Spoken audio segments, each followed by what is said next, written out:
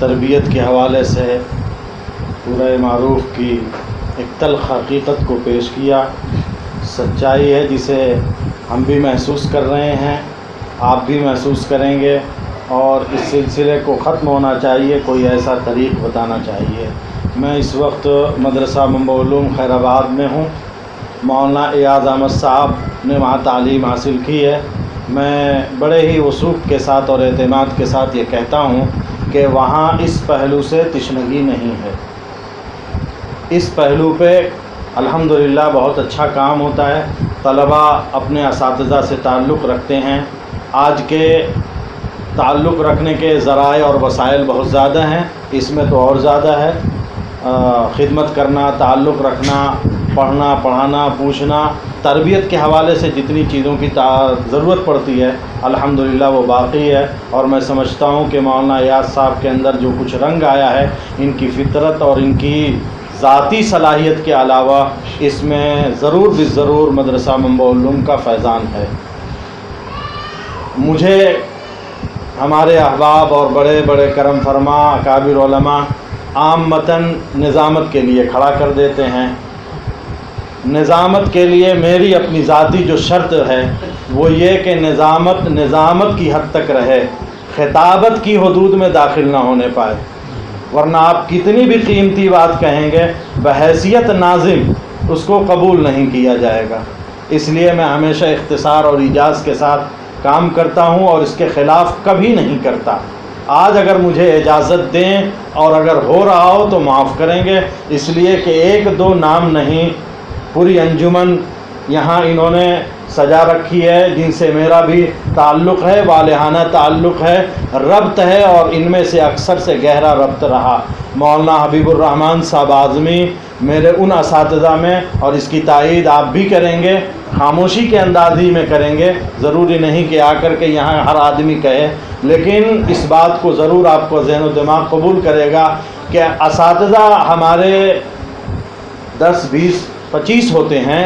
عربی کا پورا درجہ طے کرنے کے سلسلے میں بہت سارے اساتذہ سے پڑھنے کی نوبت آتی ہے، لیکن ان میں سے انگلیوں پر گنے جانے والے چند اساتذہ ایسے ہوتے ہیں جن کا رنگ ہم قبول کرتے ہیں اور جن کے سلیقے سے اور جن کے اسلوب سے ہمارا دل و دماغ متاثر ہوتا ہے اور آئندہ زندگی میں ہمارے کام آتا ہے، جن کے درس سے اور جن کے سبق سے ہمارا دل و دماغ نہیں پورا وجود متاثر ہوتا ہے. ان میں سے ایک نام بڑے وثوق کے ساتھ اور اطمینان کے ساتھ میں کہتا ہوں کہ مولانا حبیب الرحمن صاحب اعظمی ہے.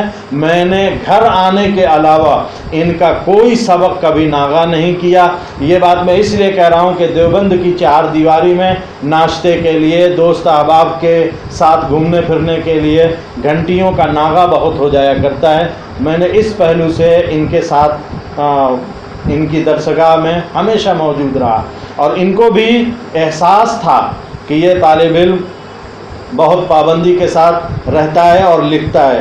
حتیٰ کہ ایک مرتبہ مقدمہ ابن صلاح کے درس میں پیش آیا مدلسین کے، تو انہوں نے کہا کہ کچھ زیادہ نہیں ہے، 66 70 اتنے نام ہیں، ان کو یاد کر لو اور ان کے حالات میں تھوڑا بہت دیکھ لو، اور جہاں نام آئے تو وہی تذکرہ پیش کر دو. تم آؤ میرے یہاں، میری ایک ڈائری ہے، اس پہ میں نے لکھ رکھا ہے حافظ علائی کے تعلق سے، وہ نقل کیا ہے، تم اس کو نوٹ کر لو اور میری کاپی میرے حوالے کر دینا. اپنی کاپی ساتھیوں میں دوڑانا تاکہ میری کاپی زیادہ ضائع نہ ہونے پائے. اسی طرح حضرت مولانا نور عالم صاحب خلیل امینی، انداز درس بالکل نرالا، ایک عجیب انداز سے، اور صرف یہ کہ ان کی زبان نہیں سمجھاتی تھی بلکہ وہ ان کا باڈی لینگویج پورا جسم و جان سے وہ سمجھایا کرتے تھے، اور الگ انداز سے سب سے ہٹ کر کے سمجھایا کرتے تھے. ان کے سبق میں ہم ایسے بیٹھا کرتے تھے جس طرح سے لگتا یوں تھا کہ کوئی نشہ پلا دیا گیا ہو اور آدمی بالکل مخمور ہے، آس پاس کی کوئی خبر نہیں. جو کتاب مدرسے کی جانب سے، دارالعلوم کی جانب سے مختارات متعین تھی، اس کا ایک نصاب اور اس کے چند صفحات متعین، وہ جب مکمل ہو گئے تو انہوں نے ہم چند ساتھیوں کو بلایا اور اپنے کمرے میں جو دارہ جدید کے احاطے میں تھا وہاں سے ایک کتاب نکالی، علی طنطاوی کی صور و خواتر. اور کہا اس کی فوٹو کاپی کرا لو، چند صفحات اس کے پڑھ لو جو چند ایام رہ گئے ہیں۔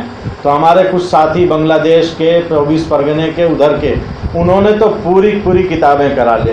ان کے پاس دونوں چیزیں تھیں، شوق اور ذوق بھی تھا اور رقم اور پیسے بھی تھے، اور ہمارے پاس دونوں چیزوں کا فقدان، نہ ہماری جیب میں اتنے پیسے اور نہ ہمارے ذہن و دماغ میں وہ شوق اور وہ ذوق، اس لیے ہم نے مختصر سی فوٹو کاپی کرائی جتنا کام دے، مگر اس کتاب کو پڑھا اور بہت اچھے انداز سے پڑھا۔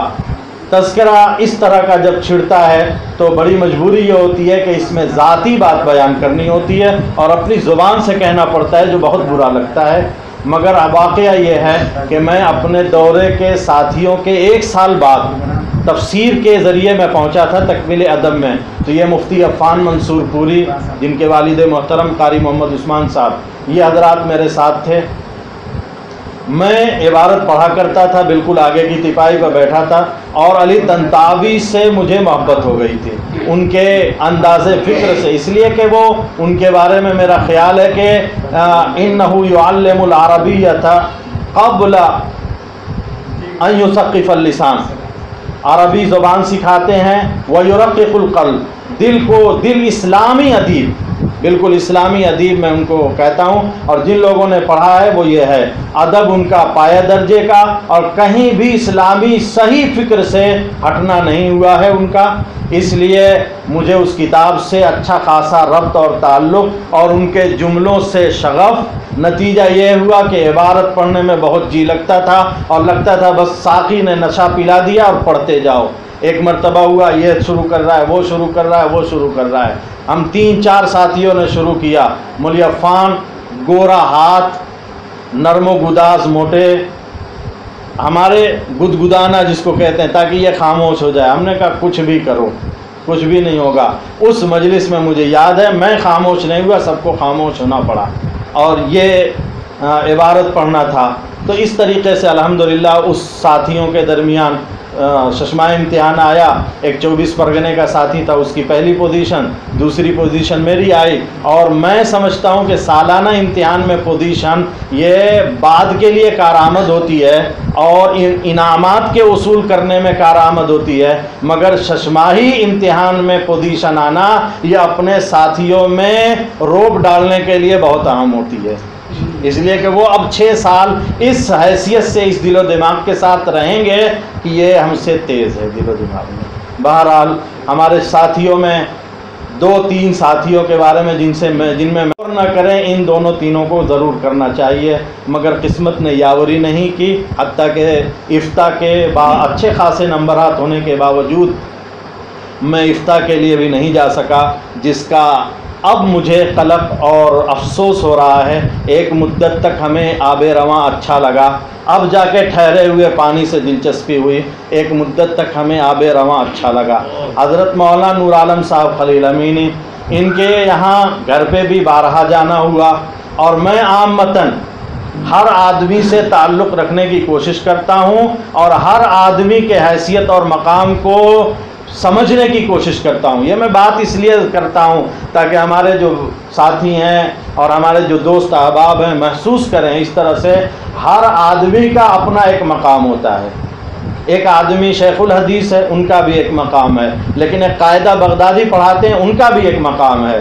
ہر آدمی کو ان کے مقام و مرتبہ، جو ذرہ جس جگہ ہے وہیں آفتاب ہے، اس کا خیال اور اس کا لحاظ کریں، ہر آدمی کا اکرام و اعزاز کرتے رہیں، یقیناً وہ آپ کا بھی اعزاز اور اکرام کریں گے، ایسا کہ آپ تو اپنا سینہ چوڑا کریں اور کسی کے سامنے تواضع انکساری سے پیش نہ آئیں، اور یہ طلب اور یہ جستجو کہ سامنے والا میرا احترام نہیں کرتا تو یہ بے سود ہے، بے فائدہ ہے۔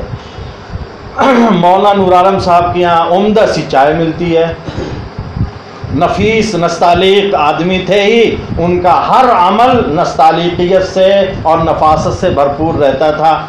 چائے پی رہے تھے، ہمارے ایک ساتھی مفتی رفاقت صاحب تھے جو جامع مسجد امروہہ میں استاد حدیث ہیں، جہاں مفتی عفان صاحب بھی ہیں، تو انہوں نے مجھ سے کہا دھیرے سے، میں نے کہا سمجھ رہا ہوں۔ مولانا نے سن لیا، کہا کیا کہہ رہا ہے؟ میں نے کہا دھیرے سے، آہستہ۔ کہا اس کا مطلب سمجھے؟ میں نے کہا ہاں۔ کیا سمجھے؟ میں نے کہا کہ آواز ہو رہی ہے پینے میں، اس کو کم کرو، چسکیاں نہ لو۔ کہا نہیں، اس کا دو مطلب ہو سکتا ہے، تم اس سے معلوم کرو۔ ایک تو یہ ہے کہ آواز مت نکالو جیسا کہ سمجھا، دوسرے یہ کہ رفتار کم کرو، کہیں میں بعد میں تنہا نہ رہ جاؤں۔ بہرحال اس طریقے سے یہ زیادہ بے تکلف کرنے والی باتیں ہوتی ہیں، اور انہوں نے اخیر میں یہ پروگرام بنا لیا تھا وقت کی پابندی کا، جیسا کہ انہوں نے کہا، اور وقت کی پابندی جو حضرات کرنے کے عزم محکم کے ساتھ چلتے ہیں، آپ ان کو بد اخلاق کہنے کے لیے تیار ہو جائیے، اس لیے کہ اگر یہ بد اخلاقی وہ نہیں کریں گے تو آپ کو بعد میں ان کی بے شمار تصنیفات نہیں ملیں گی۔ ہم ان کا وقت ہے کہ ہم فلاں کام کریں گے، آپ دھرام سے ملاقات کے لیے پہنچ گئے اور گھنٹہ دو گھنٹہ ان کا لگا دیا، نکال دیا، تو وہ کام وہ کیسے کریں گے؟ اس لیے ان کا طریق تھا کہ پہلے سے اجازت لیں، اطلاع دیں، اجازت لیں، اطلاع لیں۔ جس کو تھانوی رحمۃ اللہ جی جی بالکل سیکھا۔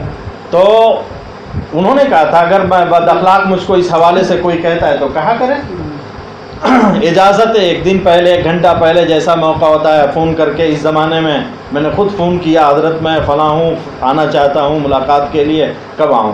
تو بتاتے تھے، وقت بتاتے تھے ادھر، اور اس سے تاخیر گوارا نہیں کہ میں اسی وقت خالی ہو کر کے بیٹھ جاتا ہوں۔ میں نے بہت چند آدمیوں کو دیکھا ہے جو اس معاملے میں بہت پختہ ہوں۔ ہمارے عام طور سے لوگوں میں اس حوالے سے بے پرواہی، لاپرواہی موجود ہے کہ کہیں گے ہم 10 بجے آئیں گے۔ میں خود آج کے پروگرام میں نے وعدہ کیا تھا ان دونوں صاحبان سے بہت اچھی طرح کہ نہیں، میں پہنچوں گا پہلے 7:45 بجے انشاءاللہ پہنچ جاؤں گا، لیکن میرے مہمان آ گئے اور مہمان کے ساتھ غیر ارادتاً کام بڑھتا گیا، نتیجہ یہ کہ میں بھی پھنستا گیا اور تاخیر ہوئی۔ تو اس طریقے سے وقت کی قدر یہ بہت اہم چیز ہے۔ آپ حضرات کا قیمتی وقت ہے، میں اس وقت اجازت کے ساتھ لے رہا ہوں، حالانکہ گزارش وقت بہت زیادہ ہو رہا ہے۔ مولانا ریاست علی صاحب نہایت ہنسمکھ، نہایت پیار سے پڑھانے والے، البلاغت الواضحہ چھوٹی درسگاہ میں ہم نے پڑھا، وہاں سمجھ میں آتا ہے، بڑی درسگاہوں میں اساتذہ آتے ہیں، تقریر کر کے چلے جاتے ہیں، ربط ضبط اور دلوں سے دلوں کی جو راہ پیدا ہوتی ہے وہ مجمع میں نہیں ہوتی، وہ تنہائیوں اور خلوتوں میں ہوا کرتی ہے۔ 5 وقتہ نماز پڑھ لینے سے آدمی کا تعلق مع اللہ اتنا بلند نہیں ہوتا جتنا خلوتوں میں اللہ اللہ کرنے سے ہوتا ہے، مراقبے میں ہوتا ہے۔ اس لیے مولانا ریاست علی صاحب کے یہاں ایک روز پروگرام انادی کا ہوا، اور اتفاق ایسے کہ میرے حلق میں پریشانی، کبھی کھانسی کا عارضہ ہوتا ہے، تو دوران تقریر میں نے پانی پیا تھا، اور جب ان کے یہاں پہنچے، مولانا جلسے میں موجود نہیں تھے، پہنچے تو پوچھا ہاں تم نے کیا کیا، سب نے کیا کیا؟ تو کہہ رہے ہیں ہاں میں نے سن رکھا ہے کہ لوگ پانی پی پی کر کے تقریریں کی ہیں۔ تو اس طرح سے اب کیا ہوتا ہے، اسی زمانے میں ان کا مجموعہ کلام چھپ کر آیا، سب کو ہدیہ دیا، الحمدللہ موجود ہے ہمارے یہاں۔ اللہ رحم کرے، ایک سے بڑھ کر ایک، جو بھی جس حیثیت سے اور جس پہلو سے جس کو دیکھا جائے، قاری محمد عثمان صاحب اپنی سادگی میں، اپنی نفاست میں، اپنے انتظام میں، بلکہ اپنی تعلیم و تربیت کے حوالے سے بے نظیر اور بے مثال۔ اگر ان کے تمام تلامذہ تو ہیں ہی ان کے تربیت یافتہ، جو قریب رہے ہیں وہ زیادہ ہیں۔ ان کے 2 صاحبزادے مفتی محمد سلمان، مفتی محمد عفان، ان کی تربیت کے جیتے جاگتے ثبوت ہیں، اور الحمدللہ انہوں نے اس قابل بنایا ہے۔ حالانکہ بڑے لوگوں کی اولادیں عام طور سے ان اپنے باپ کے، اپنے دادا کے فیض سے محروم رہا کرتی ہے، لیکن حضرت مدنی کا خانوادہ اسی لیے کہ یہ خدمت خلق میں اور رسول اللہ صلی اللہ علیہ وسلم کی سنت کی اتباع میں عالم دین ہونے کے ساتھ بہت ممتاز تھے۔ یہی سب کرم ہوگا، یہی سب ان کا عمل ہوگا جن کی وجہ سے اللہ نے ان کا نام ان کے لوگوں میں اور اس پورے ہندوستان میں اور ان کے چاہنے والے محبین، منتسبین اور متوسلین کو اب تک باقی رکھا ہے، اور ان کے نام پر فدا ہونے والے موجود ہیں۔ بات دراز ہوتی جائے گی، میں گزارش کر رہا ہوں انتہائی ادب و احترام کے ساتھ حضرت مولانا محمد عثمان صاحب شیخ الحدیث دارالعلوم